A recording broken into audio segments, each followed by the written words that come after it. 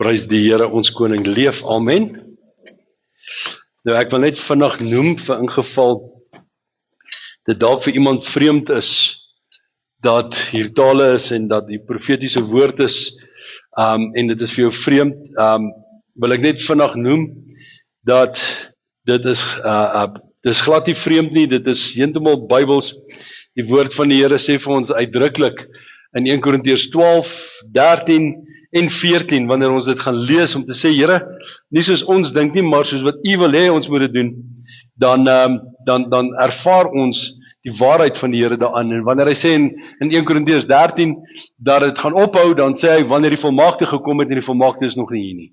Wanneer Jesus gekom het, dan sal dit ophou, want dan het ons dit nie meer nodig hê, dan is ons of by hom of nie. Dan gaan ons dit nie meer nodig hê nie, maar tot dan is tale, is profeseë, is dit nog steeds 'n realiteit. En in 1 Korintiërs 14 sê Paulus, ek wens julle almal wil in tale bid. Hy sê hy wens almal wil hulle harte oopmaak sodat die Heilige Gees kan werk. En daarom wil ek julle aanmoedig. En as jy onseker is daaroor en jy wil daaroor gesels en so aan, is jy welkom om met my te kom gesels. Ek dink dit is 'n amazing voorreg wat ons as kinders van die Here het om gevul te kan wees met die Heilige Gees. Om die gawes van die Heilige Gees te kan hê. Amen. So dit is nie net vir die vroeë kerk gewees nie, dis vir nou. Ook. Inteendeel, as ek so vinnig kyk, dink ek is dit amper meer vir nou, of ons het dit meer nodig, as ek so vinnig dink, maar dis maar net my eie opinie, en ek weet dat dit is nie groter as die woord nie, maar ja. Goed, geliefdes, ek wil met julle 'n gedagte deel, en ons sit so 'n bietjie op die gedagte van ons denke hierdie afgelope tyd, en ons het baie goed al gepraat oor ons denke, en as jy nie was nie, gaan luister die boodskappe, want ek dink dit is belangrike boodskappe wat ons moet luister, en wat vir ons werklik waar geestelike voeding kan gee. Nou ek wil vanoggend so bietjie uit 'n ander hoek uitkom, en ek wil weer by denke stil staan, en ek wil sê, dink anders. Dink anders, en ek wil begin vanoggend met goeie nuus. En ek wil vir jou vanoggend sê, ek het vir jou goeie nuus, die hel is 'n realiteit. Die hel is 'n werklikheid. Nou, dis nou nogal snaaks om so daaraan te dink. Wat is nou goeie nuus daaraan, dat die hel 'n werklikheid is? Wel, jy sien, dit is juist waarby dit stil staan, of waarby dit kom. Want hoe ons dink aan goed, hoe ons dit sien, bepaal hoe ons reageer teenoor sekere goed in ons lewens. En as jy nou vanoggend hier sit met 'n benoudheid van hoe kan ek sê dis goeie nuus want die hel is 'n realiteit? Wel, kom ek sê vir jou gou-gou hoekom maak dit my opgewonde. Want eerstens is die hel nie vir ons as mens gemaak nie. Inteendeel, die woord van die Here sê vir ons uitdruklik dat God nie wil hê dat enige mens moet verlore gaan nie, maar dat elkeen tot redding moet kom. Maar ons lees wel in Matteus 25:41, praat Jesus van in die ewige vuur wat berei is vir die duiwel en sy engele. So die hel is gemaak vir Satan en sy engele, nie vir my en vir jou nie. En dit was God se plan toe die hel gemaak is, nie dat mense daar moet wees nie, maar vir Satan en sy engele. En dan as ons so 'n bietjie verder gaan lees rondom hierdie hele ding, weet ons dat Jesus het die duiwel en sy engele, koning Jesus het die bose oorwin, en ek en jy het daai oorwinning in hom. As ons gaan lees daar in Kolossense 2 vers 13 tot 15, lees ons, en julle wat dood was deur die misdade en die onbesnedenheid van julle vlees, het hy saam met hom lewend gemaak, deurdat hy julle al die misdade vergeef het, en die skuldbrief teen ons, wat met sy insettinge ons vyandig was, uitgedelg en weggeruim het, deur dit aan die kruis vas te naal. So ek en jy kan vanoggend weet, dat die skuldbrief, wat my en jou naam opgehaat het, bestaan nie meer nie. Hy is uitgewis, hy's deur Christus aan die kruis tot niet gemaak. En dan sê hy vir ons in vers 15, nadat Jesus die owerhede en magte uitgeklee en hulle in die openbaar tentoongestel en daardeur oor hulle getriomfeer het. So wanneer ons hierna kyk, dan kan ons opgewonde wees. Wanneer ons hierna kyk, kan ek en jy bly wees, want ten spyte van die feit dat die hel 'n realiteit is dit nie vir ons nie, want ons is oorwinne, ons het oorwinning Christus. Maar Satan, daar's 'n hel, daar's 'n onuitblusselike vuur wat vir hom voorberei is. So as die vyand jou herinner aan jou verlede, herinner hom aan sy toekoms. Jy het nie hierheen gesnap nie. As Satan julle herinner aan dit wat jy verkeerd gedoen het in jou verlede, herinner hom waartoe hy op pad is. Jy sien geliefdes, die manier waarna ons alles kyk, die manier hoe ons oor die goed dink, bepaal of ons moedeloos gaan wees en gaan skrik as ons hoor van die hel en of ons opgewonde gaan wees. En ek en jy het rede om bly te wees. Ons het rede om opgewonde te wees wanneer ons hoor van die hel, want dit is nie vir ons gemaak nie. Dit is nie vir ons beskore nie, inteendeel. Paulus kom en hy sê iets kosbaars in Romeine 8. Hy sê daar, maar in al hierdie dinge is ons meer as oorwinnaars deur hom wat ons liefgehad het. So ek en jy is meer as 'n oorwinnaar. Nie net 'n oorwinnaar nie. Ons is meer as oorwinnaars. Deur Jesus Christus. Deur dit wat hy vir ons gedoen het. Maar weet julle wat?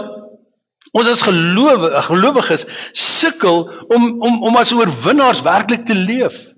Ons sukkel om in hierdie oorwinning te lewe, juis omdat ons in 'n groot mate in ons lewens die verkeerde denke koester. Omdat ons verkeerd dink. Want ek is seker daarvan dat baie van ons is maar bietjie ongemaklik met die hel. Net die gedagte van die hel maak ons bietjie skrikkerig. Hoekom?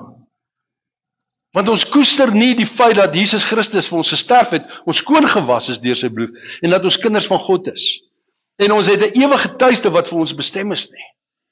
Ek stem saam as jy nie in verhouding met Jesus staan nie, het jy rede om bang te wees. Ek sien so baie keer as mense sterf, sien ek hoe mense sê, rus en vrede.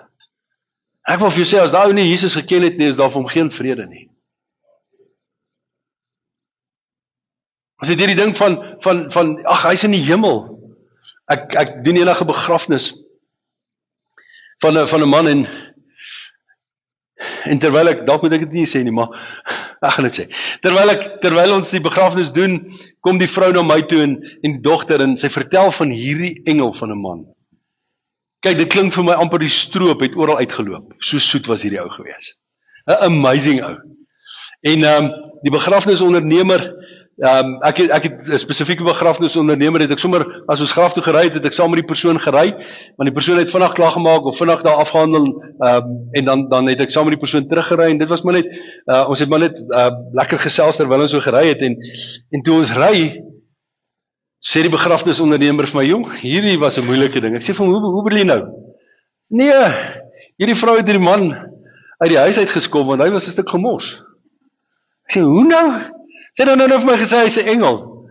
Sy sê, wel, 'n engel wat tussen dwelmhandelaars gebly het, en hy's vermoor deur die dwelmhandelaars. Dis hoe hy dood is. Hy was nie 'n engel nie. Hy is nie op pad hemel toe nie, behalwe as iets gebeur het, 'n wonderwerk gebeur het in die laaste oomblikke, en weet julle wat? Dis baie keer die realiteit, wanneer iemand hier voor lê. Ons het nou die uitnodiging gehoor, dat die Here sê, jou tyd is min. Jy het nodig om reg te maak. As jy waar Johan Stein loop, in een van die ander gemeentes, loop hy so by iemand verby, en hy sê vir hom, jou pad vorentoe is baie korter as die pad terug.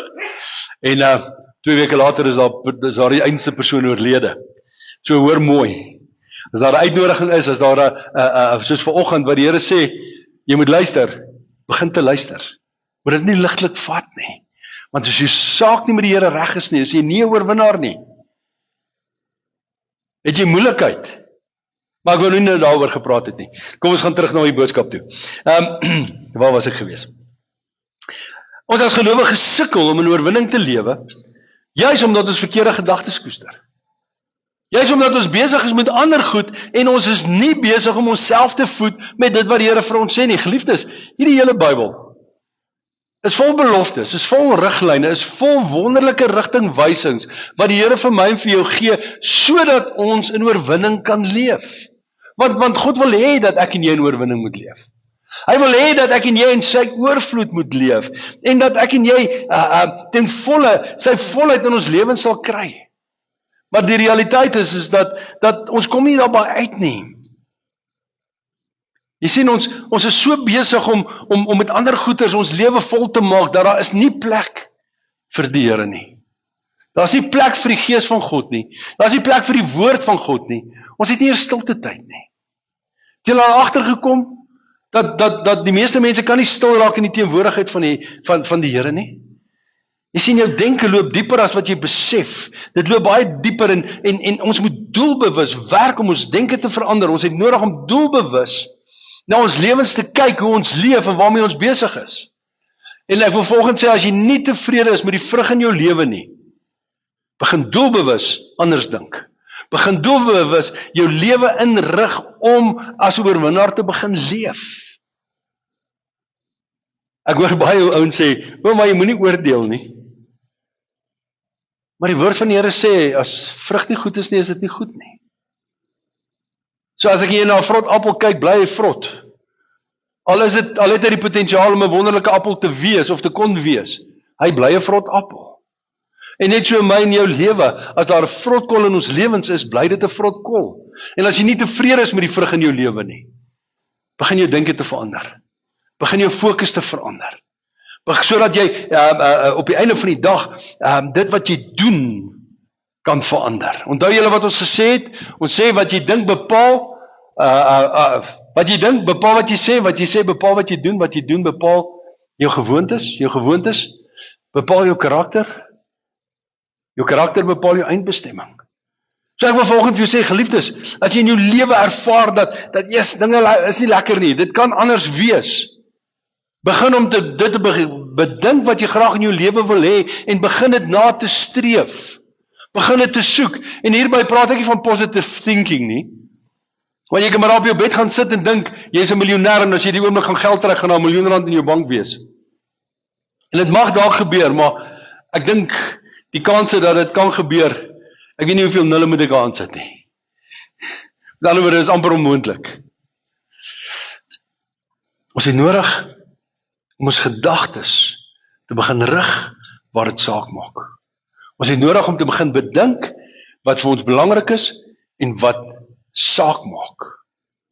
Jesus het vir ons so 'n mooi voorbeeld gegee van hoe hy sy gedagtes gerig het. Daardie amazing skrif in Johannes 4 vers 34. Kom Jesus en hy sê, my voedsel is om my wil te doen van hom wat my gestuur het en om sy werk te volbring. Kyk wat dink Jesus. Hy dink nie aan kos nie. Sy gedagtes is nie besig met allerhande goed wat om hom aan die gang is nie. Hy sê my voedsel is om die wil te doen van hom wat my gestuur het. My kos, wat my voed, is om juis die Vader se wil te doen en die werk te volbring. So hier is nou nog 'n baie interessante ding wat Jesus hier sê. So sy denke was die hele tyd gewees om die Vader te behaag.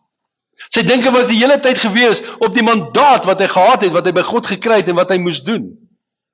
Sy denke was om vrug te lewer wat juis by sy opdrag pas. Sy denke was om God tevrede te stel.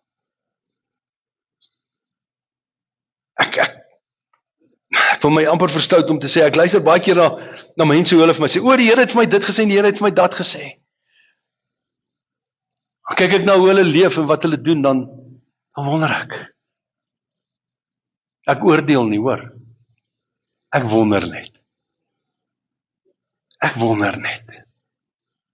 Jy sien, want as jou denke nie in lyn is met God se woord nie, hoor jy regtig God se stem? Is jy regtig besig om God se stem te hoor? Jy sien, ons maak dinge baie maklik, maar op die einde van die dag is die vrug nie noodwendig in ons lewens wat ons sê nie.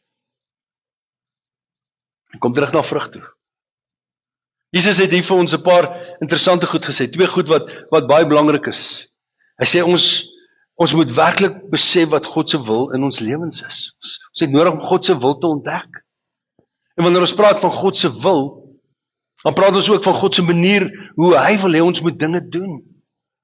Want as ons nie werklik lewe volgens God se wil in ons lewens nie, kan ons nie werklik weet wie ons is nie. Boeta, as jy nie God se wil in jou lewe ken nie, kan jy nie werklik die man vir jou vrou en die pa vir jou kinders wees wat God jou voorbestem het nie. Is dit so? As jy nie werklik weet wat God se wil in jou lewe is en sy plan ken nie, kan jy nie die vrou vir jou man wees, die ma vir jou kinders wees, wat God vir jou begeer nie. Jy sien, ons vat alles so vanselfsprekend. En die realiteit is, ons mis. Jesus het gedink, dit is belangrik om God se wil te bedink. Jesus het gedink, dit is belangrik om te fokus en ag te gee op dit wat God se hart vir hom is wat hy moet doen, die werk wat God in sy hart gelê het. Nou as Jesus gedink het, dit is belangrik, het ons nie ook nodig om anders te dink nie. Moet ons nie ook dalk maar 'n bietjie ons gedagtes skuif, sodat ons in lyn kan kom met dit wat God se hart vir ons is nie. Nou ek dink, een ding wat ons mooi moet verstaan is dat God het my en jou nie puppets gemaak nie. Met ander woorde, hy gaan nie 'n toukie trek en dan gaan jy skielik volgens sy wil begin hardloop nie. Dis nie hoe God werk nie. Jy's nie aan 'n toukie en 'n stokkie en hy bestuur jou lewe so deur alles nie, want ek hoor baie mense wat sê, wat moet gebeur sal gebeur. Dis 'n grootste leuen van die tyd waarin ons leef. Want die meeste van die goed wat gebeur is as gevolg van ons optrede dat dit gebeur. Nie dat dit moet gebeur nie. As gevolg van ons keuses dat dit gebeur. So hoor mooi, God het jou nie 'n puppet gemaak nie. Hy gaan nie toutjies trek as jy begin reageer nie. Hy het jou gemaak met 'n keuse, hy het jou gemaak met 'n wil. Hy het jou gemaak om self besluite te kan neem, om self te besluit wat jy gaan bedink, of jy sekere goed gaan toelaat in jou gedagtes, of nie. Hy het my en jou gemaak om te kies.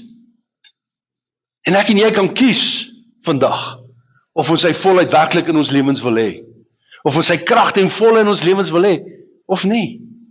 Ek en jy kan kies of ons regtig volgens God se wil in ons lewens wil werk, of nie.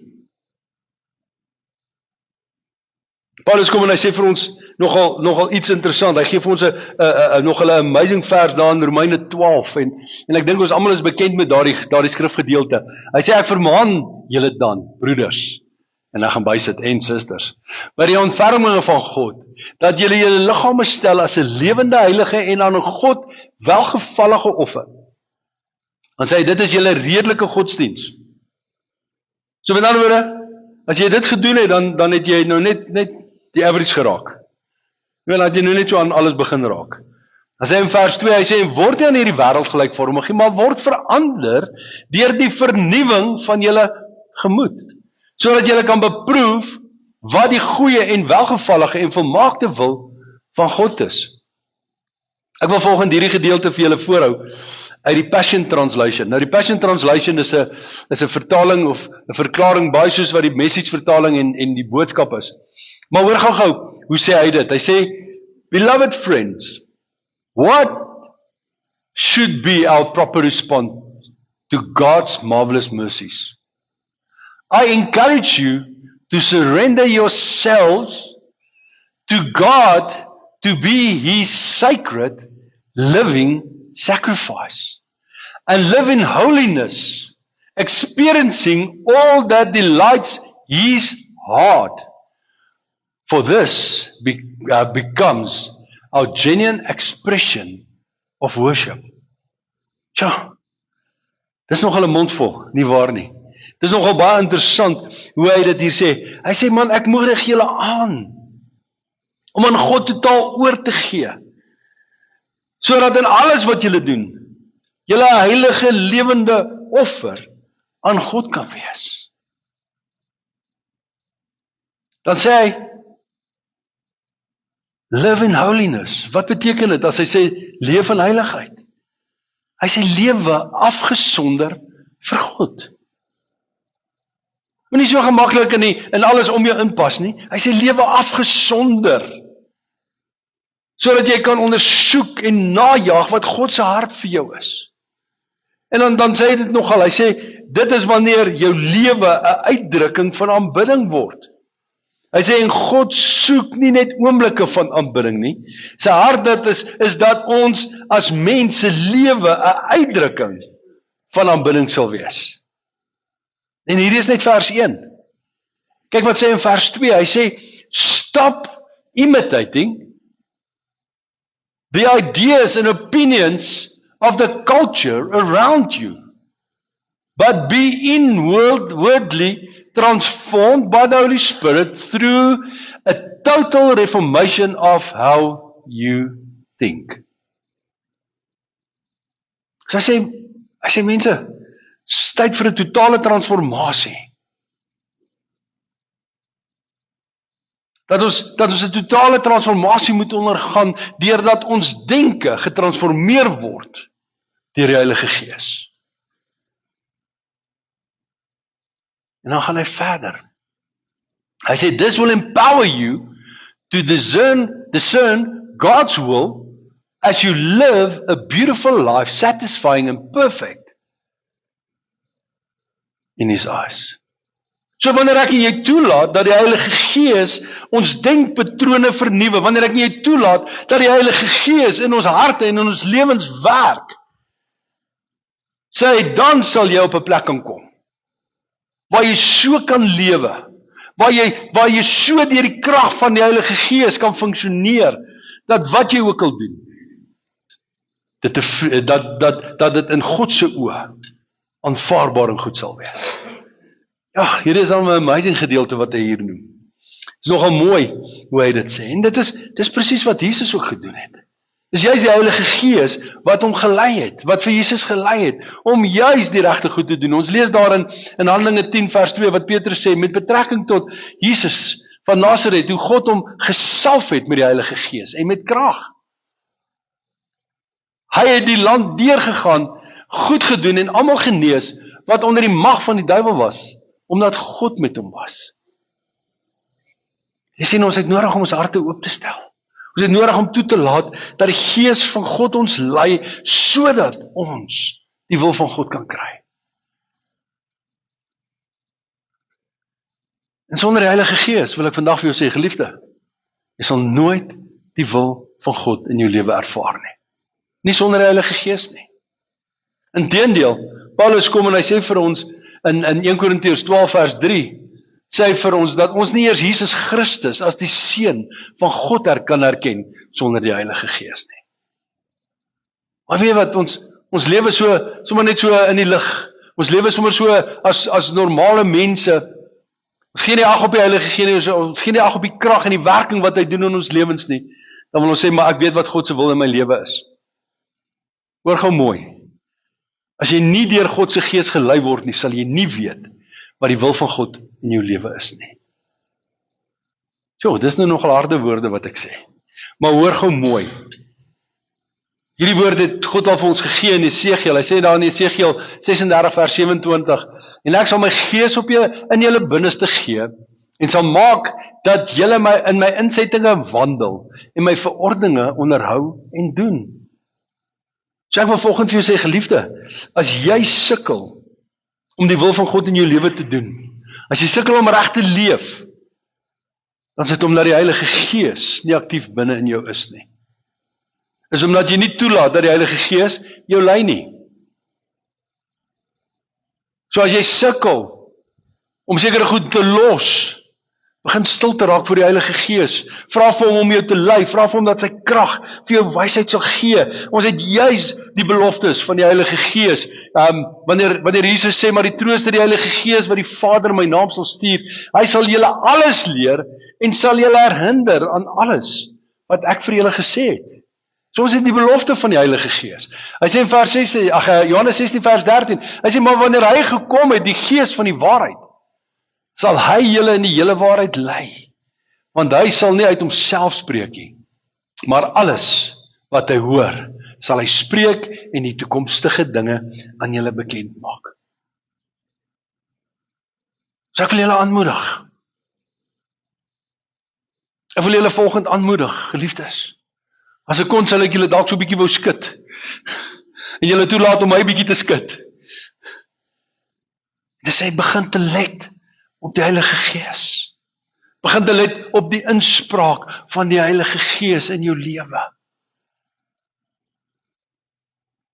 En as jy kom op 'n plek en jy het nie die antwoorde nie, jy weet nie meer hoe om te verander of hoe om die situasie in jou lewe te los nie. Raak 'n bietjie stil voor hom. Vra dat hy jou sal help. Vra dat hy jou wysheid sal gee.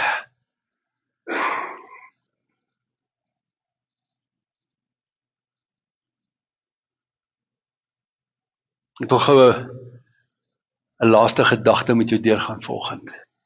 So wanneer ons dan werklik waar wil kom en voor die Heilige Gees kom staan, wil ek vir jou sê, eerstens, erken dat jy die Heilige Gees nodig het.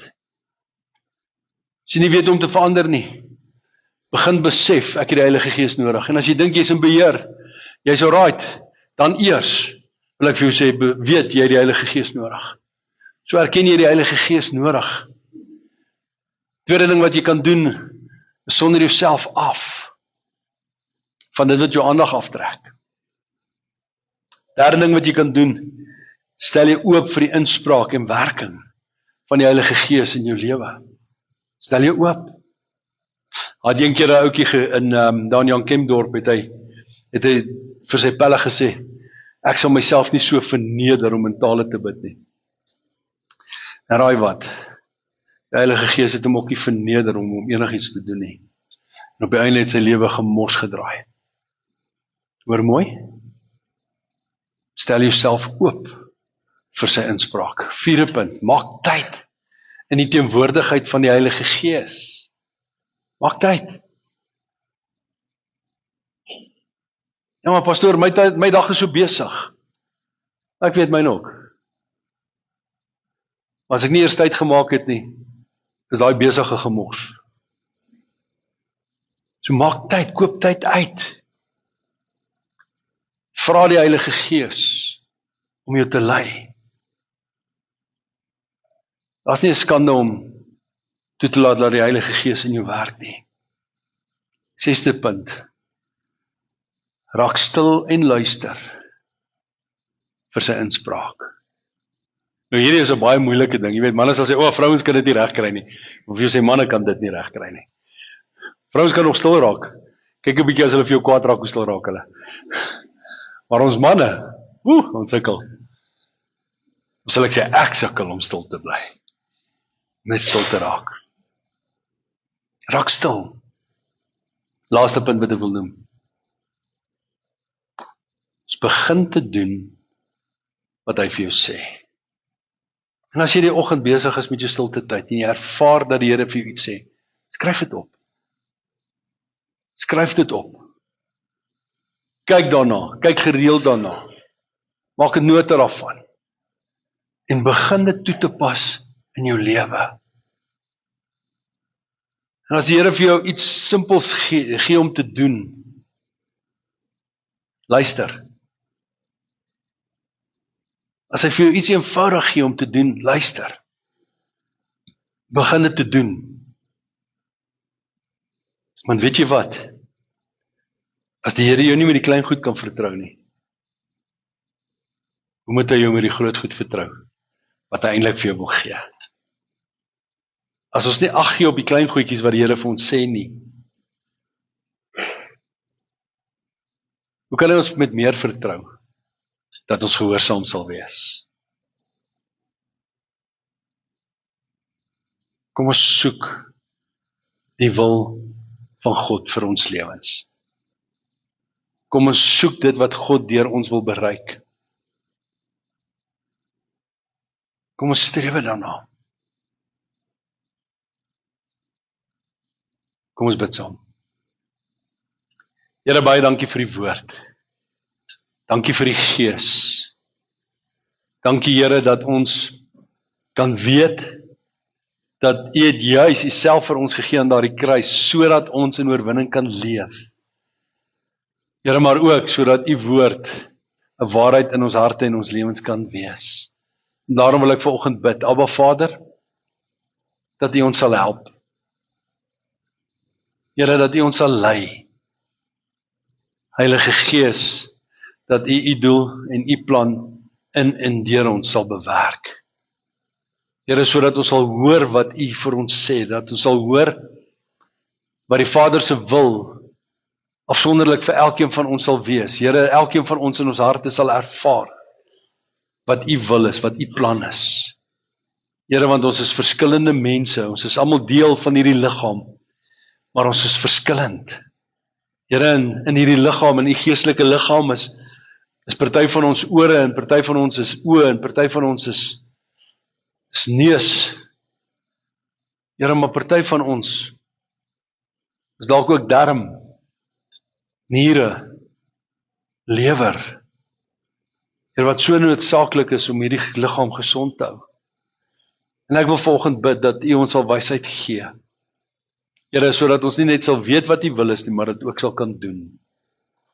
Here, en selfs daardie klein goedjies, dat ons dit getrou sal doen.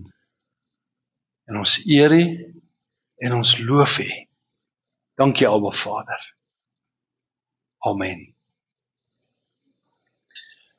So as daar iemand is wat graag wil gesels, wat persoonlike gebed nodig het, asseblief, kom net hierna hier voor by mekaar, dan ook daar